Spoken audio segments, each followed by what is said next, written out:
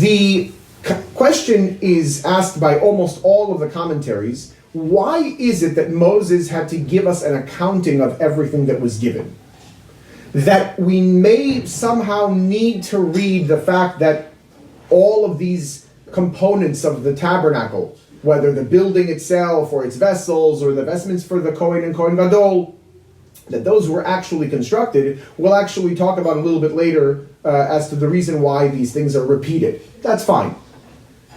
But we trust Moses with, our Jewish identity, more or less. The verse tells us, Torah Q Moshe Yaakov. In fact, the very first verse that a child who begins to speak, a child of 3 years old, for example, the very first verse that his parent or teacher should teach him is the statement that the Torah was commanded or transferred to us by Moses. It is an inheritance for the congregation of Jacob. Based on this verse, and based on the fact that the word Torah has the numerical value of 611, our sages point out that in fact we heard from God himself directly only 2 out of the 613 commandments. Only 2. I am the Lord your God who took you out of Egypt, out of bondage. Don't have any other gods before me. The first 2 of the 10 commandments, the first one being the do, the second one being the don't, the bases for all subsequent do's and don'ts. Every other commandment, based on that verse, that Torah, with the numerical equivalent of 611, every other commandment, all 611 remaining commandments, we heard were as transferred to us, as taught to us, as commanded to us by Moses. The reason we rely and trust in Moses isn't because of who he is, but rather because God himself told us, this guy's for real, he's my prophet. Whatever he tells you, you should listen to.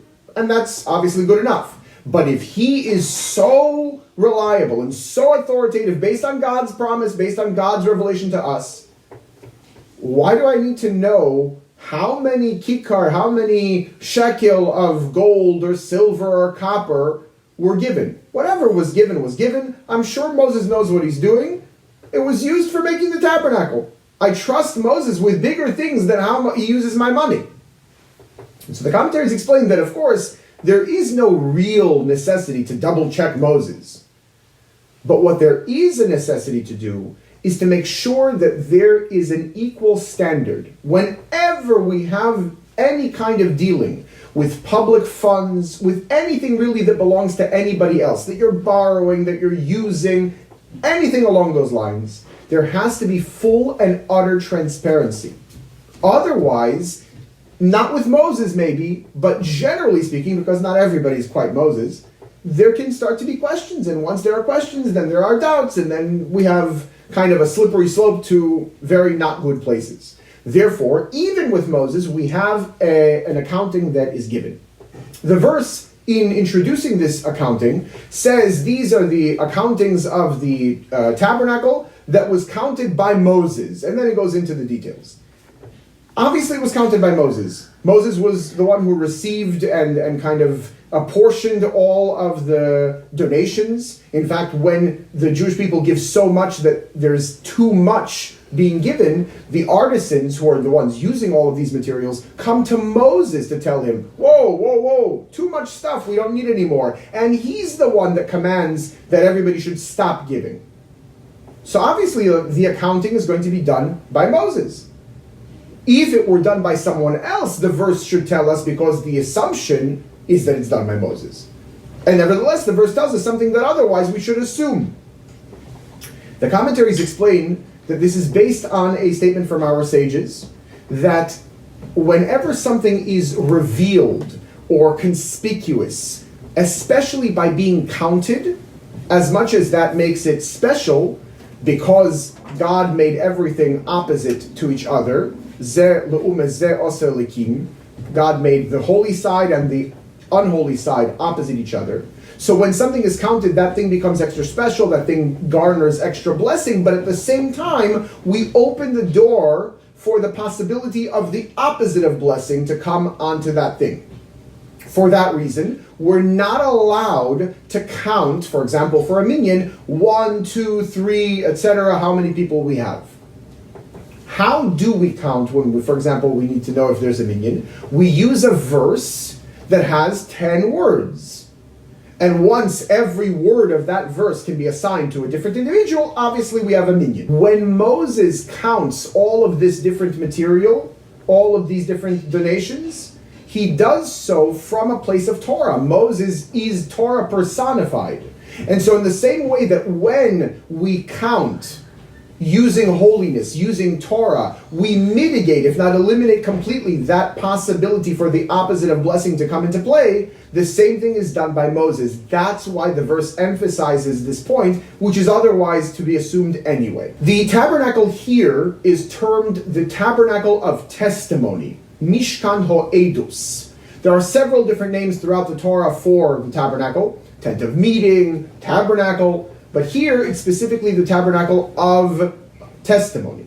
What is this testimony? First and foremost, when we look at the time frame of exactly what happened after we received the Torah and then when we had the sin of the golden calf, in reality, God commanded Moses that he should eventually command the Jewish people about the tabernacle immediately upon the giving of the Torah, before the sin of the golden calf. Except that because the sin of the golden calf occurred, God tells Moses, you're not allowed to tell the Jewish people, you're not allowed to transfer this commandment yet, or these commandments yet. We have a massive blemish because of the idolatry that's inherent in the sin of the golden calf. When can Moses, and when does Moses actually tell the Jewish people exactly that what they need to do in order to make a tabernacle?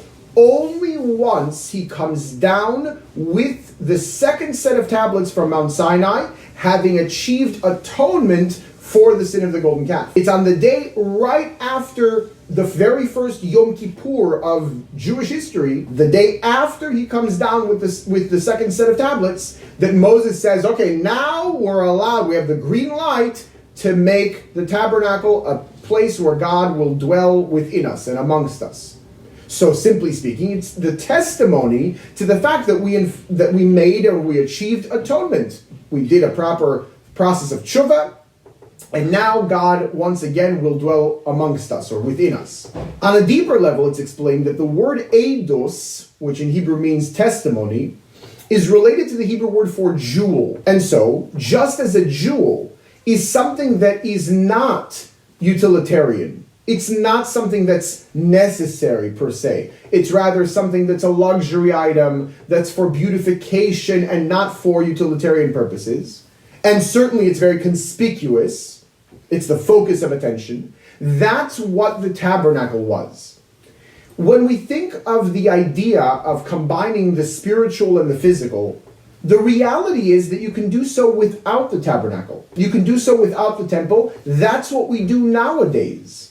The Talmud tells us that once the temple was destroyed, God has within his world but one realm, and that is the realm of Jewish law. Any place, any scenario where Jewish law is followed, whether a do or a don't or anything in between, God dwells there. In fact, we experienced God's indwelling when we had the revelation at Sinai.